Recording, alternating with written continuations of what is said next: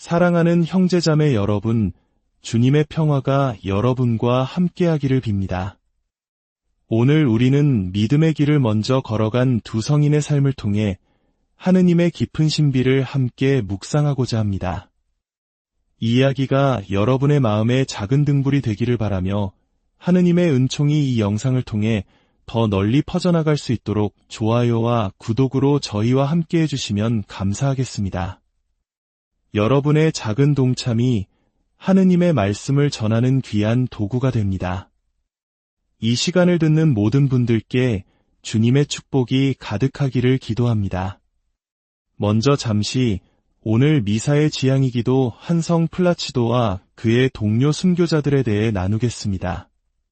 그리고 이어서 우리 시대에 더욱 깊은 울림을 주는 성녀 파우스티나 코발스카의 삶과 메시지에 대해 좀 더 자세히 이야기하겠습니다. 성 플라치도는 5세기경 로마의 부유한 원로원 의원의 외아들이었습니다. 그의 아버지는 아들의 교육을 위해 당대 최고의 영적 스승이었던 성 베네딕토에게 글을 맡겼습니다.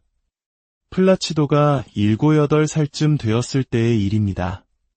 전승에 따르면 소년 플라치도가 호수에 빠져 허우적거리고 있었습니다. 이를 본 성 베네딕토는 자신의 제자 중 한 명에게 어서 가서 아이를 구하라고 명했습니다. 스승의 명령에 너무나도 집중했던 그 수사는 자신이 물 위를 달려가고 있다는 사실조차 인지하지 못한 채 플라치도를 구해냈고 다시 물 위를 달려 돌아왔다고 합니다. 젊은 플라치도의 삶과 연관된 이 작은 기적은 하느님의 섭리가 어떻게 작용하는지를 보여줍니다. 이 일에 깊은 감명을 받은 플라치도의 아버지는 감사의 표시로 성 베네딕토에게 몬테 카시노 언덕을 기증했습니다. 바로 그곳이 훗날 베네딕토회가 세운 위대한 수도원의 터전이 되었습니다. 세월이 흘러 플라치도 역시 훌륭한 수사가 되었고 몇몇 동료들과 함께 시칠리아 섬으로 건너가 새로운 수도원을 세웠습니다. 하지만 안타깝게도 그들은 그곳에서 이슬람 해적들의 습격을 받아 자신들이 세운 수도원에서 순교의 영광을 안게 되었습니다. 이것이 성 플라치도와 동료 순교자들의 이야기입니다. 이제 우리 시대의 위대한 성녀, 하느님 자비의 사도라 불리는 성녀 파우스티나 코발스카의 삶으로 들어가 보겠습니다. 그녀는 1905년 8월 25일 폴란드에서 태어나 1938년 10월 5일 예수님께서 공생활을 마치신 나이와 같은 33세의 나이로 세상을 떠났습니다. 그녀의 본명은 헬레나 코발스카였습니다.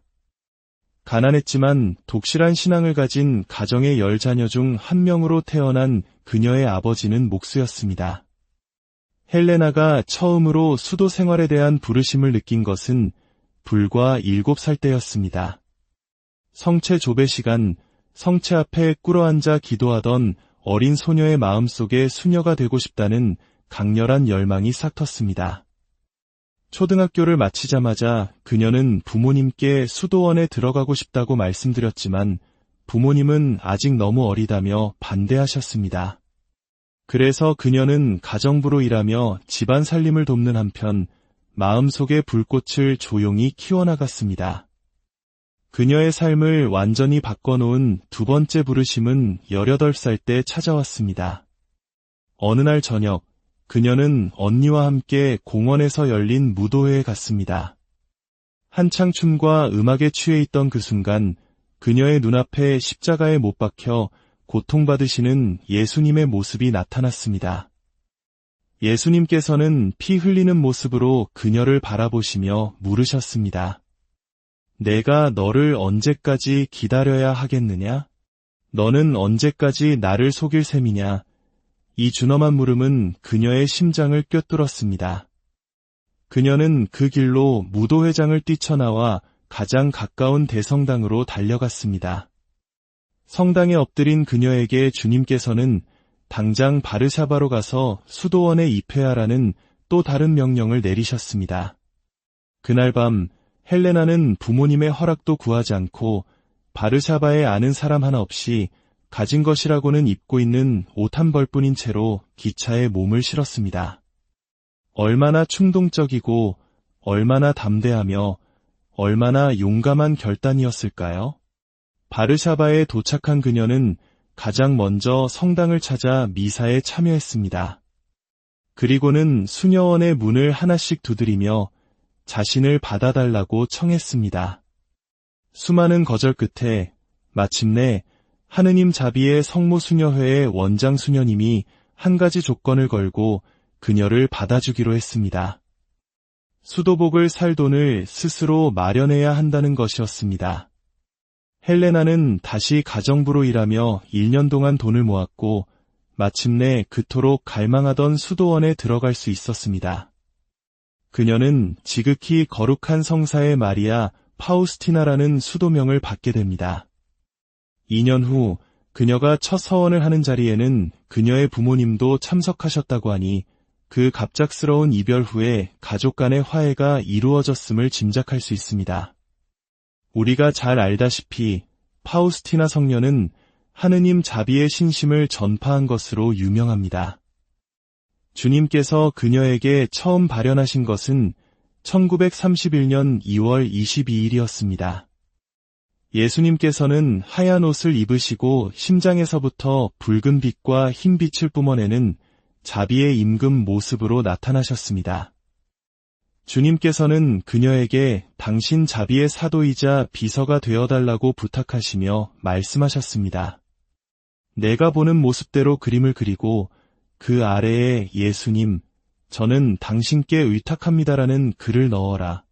나는 이 상본이 먼저 너의 경당에서 공경받고 이어서 온 세상으로 퍼져나가기를 원한다. 이 상본을 공경하는 영혼은 결코 멸망하지 않으리라고 나는 약속한다. 이것이 바로 하느님 자비 신심의 시작이었습니다. 하지만 일부 전통적인 신자들 사이에서는 이 신심에 대한 논란이 있기도 합니다. 혹자는 이 신심이 하느님의 정의는 배제한 채 자비만을 지나치게 강조하여 마치 우리가 어떻게 살든 무슨 죄를 짓든 상관없이 모두가 천국에 갈 수 있다는 식의 안일한 신앙을 조장할 수 있다고 우려합니다. 그러나 이는 하느님 자비의 신심을 깊이 오해한 것입니다. 그리고 그 오해를 바로잡기 위해 저는 오늘 여러분이 아마 잘 알지 못했을 파우스티나 성녀의 또 다른 중요한 체험에 대해 이야기해야만 합니다. 바로 그녀가 목격한 지옥에 대한 환시입니다. 파우스티나 성녀는 자신의 일기에 이렇게 증언합니다. 나, 파우스티나 코발스카 수녀는 하느님의 명령에 따라 지옥의 심연을 다녀왔다. 이는 영혼들에게 지옥이 실제로 존재함을 말하고 증언하기 위함이다. 여러분, 하느님의 자비에 대해 이야기하는 성녀가 지옥에 대해 이토록 단호하게 증언했다는 사실을 아셨습니까? 이것이 바로 핵심입니다.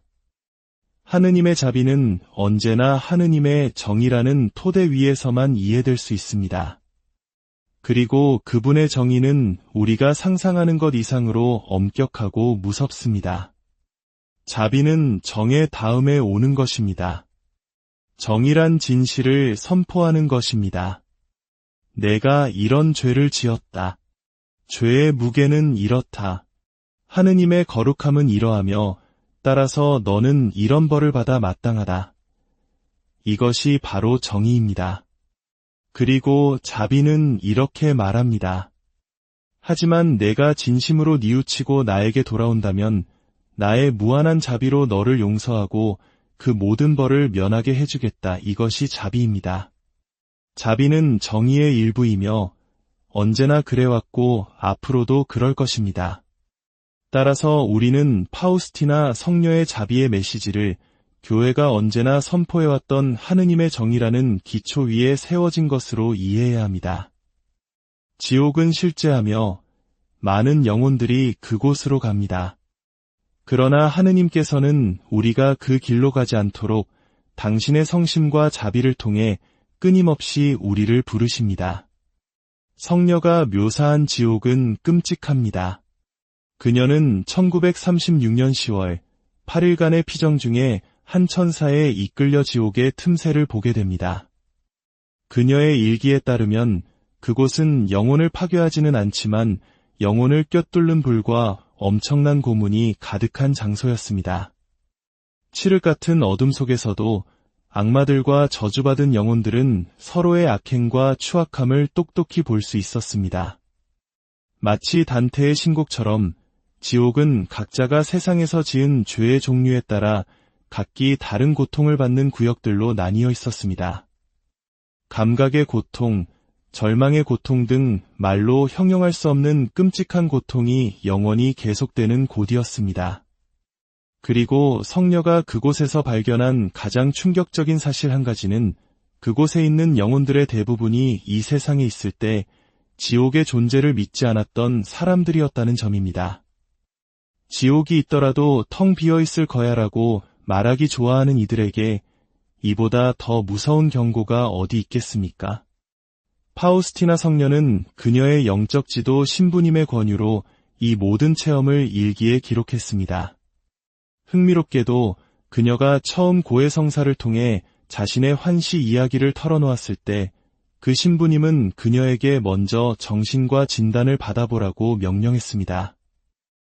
이는 교회가 얼마나 신중하게 이런 현상에 접근하는지를 보여줍니다. 교회는 헛된 환상이나 이야기를 맹목적으로 믿지 않습니다. 모든 가능성을 검토하고 이성적으로 설명할 수 없는 초자연적 현상임이 분명해질 때 비로소 하느님의 개입을 인정하는 것입니다. 이후 파우스티나 성녀는 결핵으로 건강이 악화되었고 육체적 고통이 심해질수록 그녀의 영적 체험과 환시는 더욱 강렬해졌습니다. 그녀는 이 세상의 삶보다는 다가올 영원한 삶에 대해 더욱 깊이 묵상했습니다. 1938년 10월 5일 33세의 나이로 선종하기 직전 그녀의 고해 신부님이 병실을 찾았을 때 그녀의 육신은 병으로 완전히 망가져 있었지만 그녀의 영혼은 탈론 상태의 기쁨과 평화 속에서 기도하고 있었다고 증언했습니다. 사랑하는 형제자매 여러분, 우리는 왜 하느님 자비의 광대함을 믿기 주저합니까? 만일 우리가 하느님 정의의 엄격함과 지옥의 끔찍한 고통을 믿는다면 그와 똑같은 무게로 하느님 자비의 파격적인 풍요로움 또한 믿어야 합니다. 이 삶은 진지합니다. 왜냐하면 우리의 선택에는 영원한 결과가 따르기 때문입니다. 지옥의 고통은 단지 불의 뜨거움이 아닙니다. 그것은 하느님을 영원히 잃어버렸다는 상실감, 끝없는 절망, 희망의 부재, 영원히 반복되는 증오와 폐쇄감, 그리고 자신이 저지른 죄에 대한 후회로 인한 영적 고문입니다. 반면에 천국의 기쁨은 어떻습니까? 눈물이 없고 슬픔이 없으며 첫 순간의 기쁨이 결코 줄어들지 않고 영원히 커져만 가는 곳. 하느님을 아는 지식과 완전한 충만함 속에서 무한한 행복을 누리는 곳입니다. 교회는 이 두 가지 모두를 선포해야 합니다. 정의 없는 자비는 방종을 낳고 자비 없는 정의는 절망을 낳습니다. 우리는 하느님의 정의를 두려워하며 죄를 멀리해야 하지만 동시에 그분의 무한한 자비에 의탁하며 희망을 잃지 말아야 합니다. 성 바오로 사도의 말씀처럼 우리는 두렵고 떨리는 마음으로 우리 자신의 구원을 위해 힘써야 합니다. 오늘 성녀 파우스티나의 전구를 청하며 기도합시다. 우리 모두가 하느님의 엄격한 정의와 그분의 한없는 자비를 모두 뚜렷이 볼 수 있는 영적인 눈을 갖게 되기를, 그리하여 우리의 삶이 나태함이나 절망에 빠지지 않고 사랑과 희망 속에서 주님을 향해 나아갈 수 있기를 기도합니다. 하느님의 본질은 정의가 아니라 사랑이심을 기억합시다. 그 크신 사랑에 우리 자신을 온전히 내어 맡깁시다. 성부와 성자와 성령의 이름으로